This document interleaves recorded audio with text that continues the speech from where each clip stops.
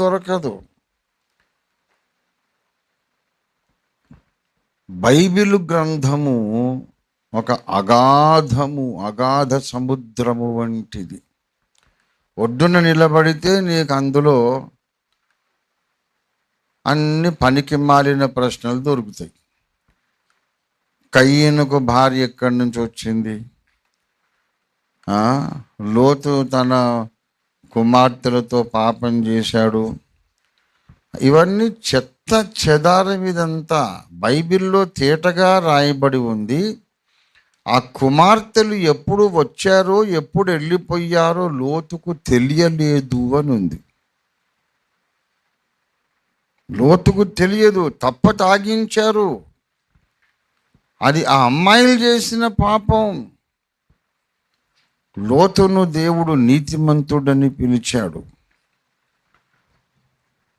అసలు వాళ్ళు వచ్చారు, ఎప్పుడు పాపం చేశారో, ఎప్పుడు వెళ్ళిపోయారో లోతుకు తెలియదు.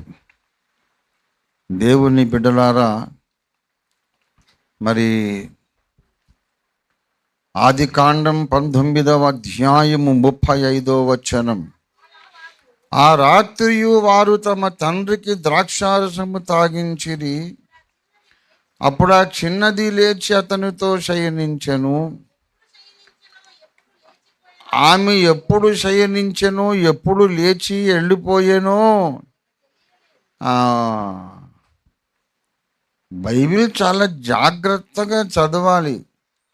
మనస్సులో ఏదో కక్ష పెట్టుకొని బైబిల్లో తప్పులు పట్టాలి అని పనికి మాలిన ప్రయత్నాలు చేస్తే మూతులు పగిలిపోతాయి.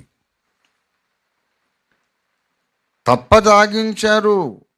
ఎందుకంటే ఆయన ఒప్పుకోడు అని తెలుసు వీళ్ళకి. ఆ కాలములో ప్రజలందరూ కూడా దైవ భయము లేకుండా చెడిపోయినారు. పరిస్థితి ఎలాగున్నది? సమస్త శరీరులు తమ మార్గములను చెరిపివేసుకున్నారు.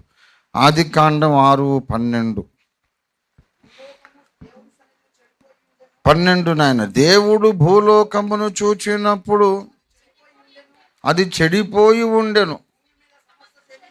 సమస్త శరీరులు భూమి మీద తమ మార్గమును చెరిపివేసుకొని ఉండేది. That is how the human society was then corrupt and fallen. అందరూ కూడా చెడిపోయారు. మనుషులు చెడిపోయారు. ఎంత చెడిపోయారంటే ఆ చెడిపోయిన వాళ్లకు ఒక ప్రతీకగా లోతు కుమార్తెలు ఉన్నారు. వాళ్ళకి ఆ పాడు ఐడియా వచ్చింది. మనము నివసించిన సొదొమ గొమొర్రా సర్వనాశనమై బూడిదైపోయినాయి.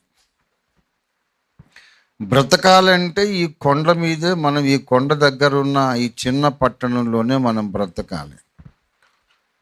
ఇక్కడ నుంచి బయటకు వచ్చేస్తే మళ్ళీ మనం చచ్చిపోతామేమో తెలియదు. సర్వలోక మర్యాద చొప్పున మనతో వెళ్ళడానికి మనకు ఏ పురుషుడు లేడు.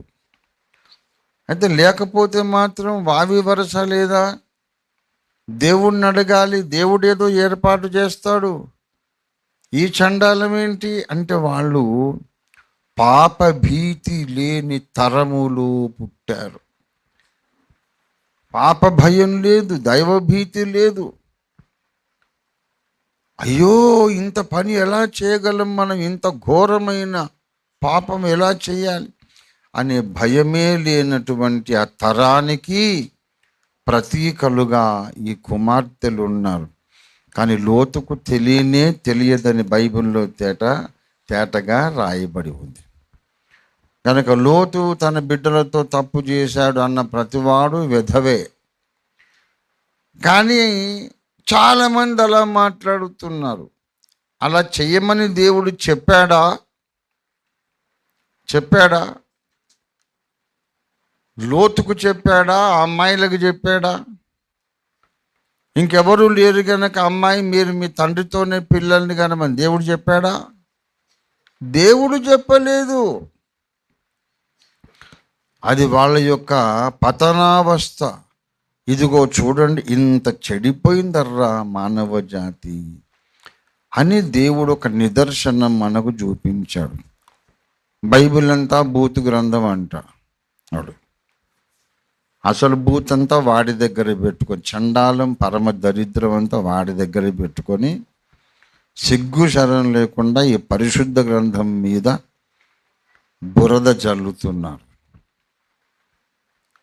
ఇంకా బైబిల్లో లోతుకు వెళ్ళగలిగితే ఎన్నెన్నో ప్రశస్తమైన వజ్రాలు, వైఢూర్యాలు, ఆధ్యాత్మిక సంపద దొరుకుతుంది.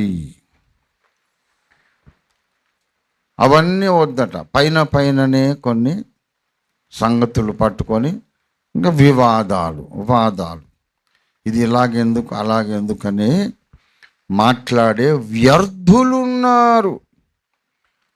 సత్యము కొరకు ప్రయాసపడకుండా వివాదాస్పదమైన సంగతుల మీదనే ఆశ కలిగిన ప్రతి ఒక్కరూ కూడా, వాళ్ళు చెప్తున్నారు, సత్యము కొరకు దప్పిగొనకుండా, సత్యము కొరకు ఆకలి కొనకుండా, వివాదాస్పద సంగతుల కొరకు మాత్రమే ప్రీతి కలిగి వాదోపవాదాలు చేయడమే తమ జీవిత పరమావధిగా ఎప్పుడు వాదాల్లో గడిపే వాళ్ళందరూ ఏమవుతారు?